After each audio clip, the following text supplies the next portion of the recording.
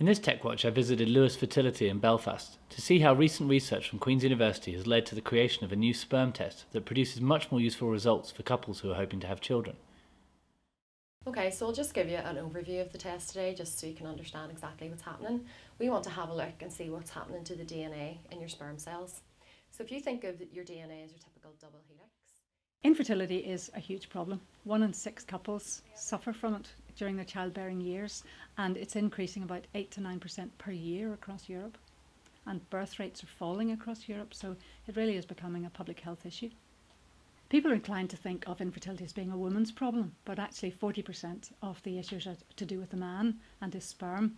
And if a couple can't have a baby, they'll go along to their GP and they'll be referred for a semen analysis.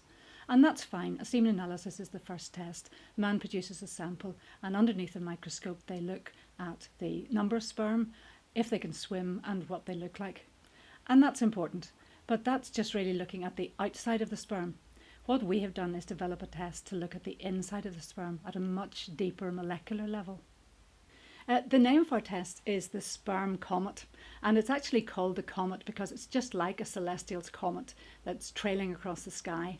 But in our comet, the head of the comet is the good DNA, which isn't broken, and the long comet tail in the sky is the damaged DNA, the broken parts. And we can measure the amount of damage in the tail so that we can direct people to the right type of fertility treatment straight away. Clinics all over the world have been learning about Lewis Fertility's new process and sending in frozen samples for testing.